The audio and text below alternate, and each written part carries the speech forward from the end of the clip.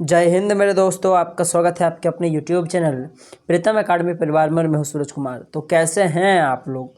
I hope कि आप लोग अच्छे होंगे, साथ ही साथ स्वस्थ होंगे। बेसिकली आज के इस वीडियो में हम लोग वे सारे बच्चे जो कक्षा 9 का 6 जुलाई के लिए जो वीकली टेस्ट है उसके लिए जो इंग्लिश का तैयारी कर रहे हैं उन सभी के लिए आज का ये वीडियो बहुत ही इंपॉर्टेंट है, क्योंकि आज के इस वीडियो में हम लोग जो आपका इंग्लिश का जो वीकली टेस्ट होगा उसके लिए कुछ मोस्ट इंपॉर्टेंट क्वेश्चन लेकर आए हैं। तो चलिए स्टार्ट करते हैं। सबसे पहला प्रश्न है, मैं फिर से बोल रहा हूँ क्वेश्चन नंबर पे मत जाइएगा, मैंने बहुत क्वेश्चन इधर उधर से उठाया हुआ है, सिर्फ इंपॉर्टेंट क्वेश्चंस को ही उठाया हुआ है, इसीलिए हो सकता है नंबर इधर उधर होगा। सिर्फ क्वेश्चंस को समझिए, मैं आपको पूरी अच्छे से समझाने की कोशिश करूँगा, ठीक है। तो लिखा है मार्गिज स्कूल रूम वॉज, यानी कि जो मार्गिज का जो स्कूल रूम था वो कहाँ था? तो सबको पता है द नेक्स्ट हर बेडरूम, यानी कि उसके बेडरूम के बाद, वहाँ जहाँ सोती है शयन कक्ष के जस्ट बाद में था, ठीक है। तो एक नंबर का ऑप्शन आपके पास करेक्ट हो जाएगा। उसी प्रकार से हम लोग नेक्स्ट प्रश्न की ओर बढ़ते हैं। लिखा है यहाँ पे मार्गी and Tommy learn dash subject. तो मार्गी एंड टॉमी कौन सा सब्जेक्ट सीख रहे थे? सबको पता है हिस्ट्री, ज्योग्राफी और मैथमेटिक्स। 2 नंबर का ऑप्शन आपके पास करेक्ट हो जाएगा। उसी प्रकार से आगे बढ़ते हैं। लेकिन मार्गी वाज गोइंग डेडली एट, यानी कि मार्गी का जो परफॉर्मेंस था वो किस सब्जेक्ट में उतना अच्छा नहीं था, या फिर बोले कि किस में उसका परफॉर्मेंस अच्छा नहीं था। तो सबको पता है कि क्या भाई साहब, जियोग्राफी जो था यही करेक्ट हो जाएगा। इसमें मार्गी थोड़ा सा वीक थी। चलिए आगे बढ़ते हैं नेक्स्ट प्रश्न की ओर। देखो जो नेक्स्ट प्रश्न यहाँ पे लिखा हुआ है, बोला कि who was the round little man with red face, यानी कि वो कौन सा आदमी था जो थोड़ा गोल और लिटिल छोटा था, छोटे कद का गोल आदमी और रेड फेसेस कौन था? तो वो कौन था? दी कंट्री इंस्पेक्टर था, यानी कि जो कंट्री का इंस्पेक्टर था वही थोड़ा सा राउंडेड था, यानी गोल था, छोटा था और उसका फेस कैसा था? लाल था। तो ऐसा भी क्वेश्चन पूछा जा सकता था कि रेड फेस किसका था? तो इंस्पेक्टर का। या फिर ऐसा पूछा जाता था कि कंट्री इंस्पेक्टर का फेस कैसा था? तो रेड फेसेस। तो ये सब याद रखिएगा बात, ठीक है। चलिए आगे बढ़ते हैं नेक्स्ट प्रश्न की ओर।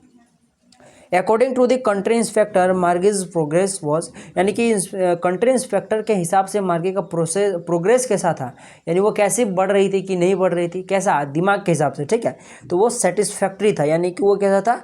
वो विश्वसनीय था, ऐसा बोला जा सकता है। मतलब उसका जो प्रोग्रेस था, वो प्रोग्रेस जो था वो अच्छा था, ठीक है ना। तो ये हम लोग बोल सकते हैं सेटिस्फैक्ट्री, ठीक है। तो ये करेक्ट आंसर हो जाएगा। चलिए आगे बढ़ते हैं नेक्स्ट प्रश्न की ओर। देखो जो नेक्स्ट प्रश्न यहाँ पे लिखा हुआ है, लिखा है कि what kind of teacher did मार्गी एंड टॉमी हैव, यानी कि मार्गी एंड टॉमी के पास किस प्रकार का टीचर था? तो वो मैकेनिकल टीचर था। 2 नंबर का ऑप्शन आपके पास करेक्ट हो जाएगा।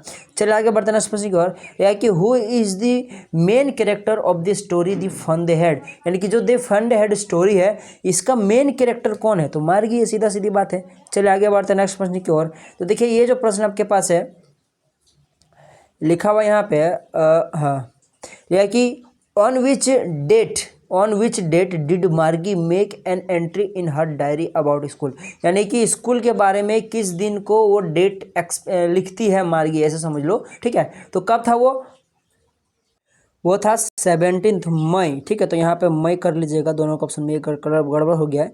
17 मई 2157 था, यानी कि आपके पास ये था 2157 17 मई को, ठीक है। थोड़ा सा यहाँ डेट में मिस्टेक दिया हुआ तो कोई दिक्कत है नहीं, तो आप लोग याद रखिएगा।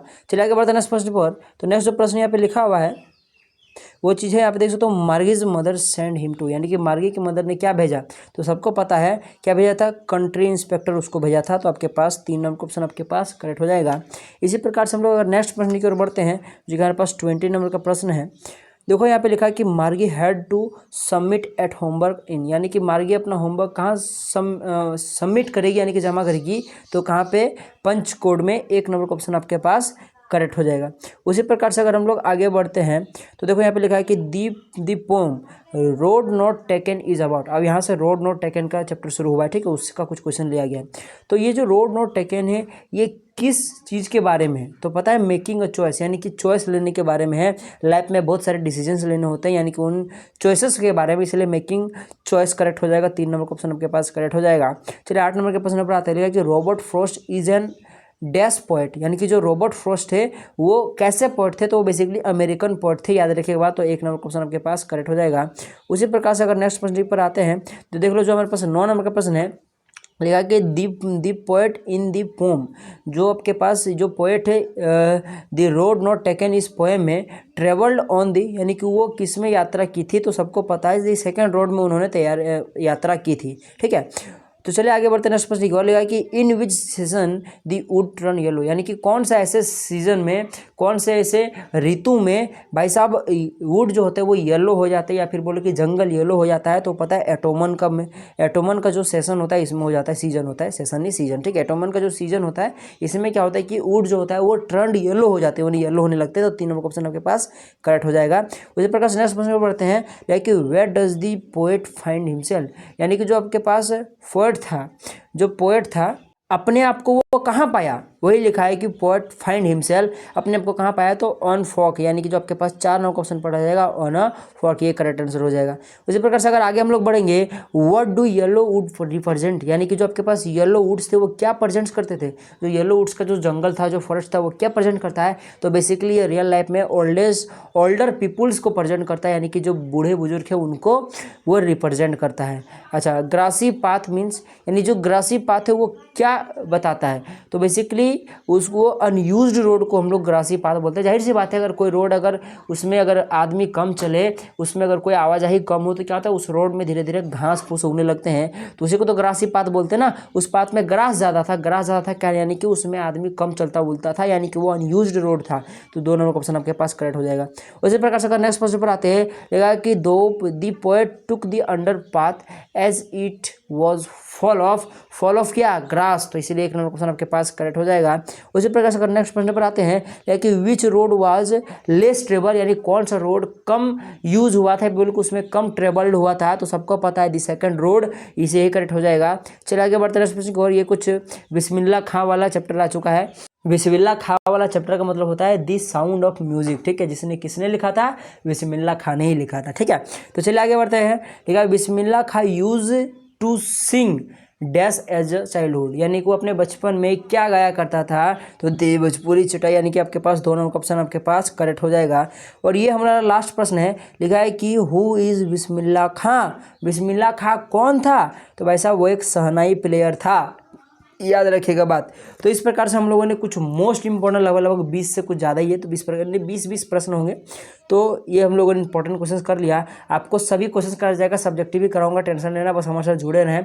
और चाहे आप लोग 8 के हो, 9 के हो, 10 के हो, 11 12 को, सबकी तैयारी कराई जाती है। आगे चलकर अगर पॉलिटेक्निक का एग्जाम दोगे, चाहे आप लोग CMMS का ले लो, चाहे NMS का ले लो, आकांक्षा 40 या फिर आकांक्षा सीनियर जूनियर जो भी है, सबकी तैयारी कराई जाती है आपकी प्रीतम अकेडमी द्वारा। तो अगर आप लोग नए व्यूअर हो, अगर हमारे साथ पर यदि ये वीडियो हम लोग पहली बार देख रहे हो आप लोग हमारा, तो वैसे हमारे साथ जुड़े रहे, आपको फुल सब चीज़ की तैयारी करने को मिलेगी प्रीतम अकेडमी, यानी कि एक चैनल और बहुत सारा काम आपका हो जाएगा।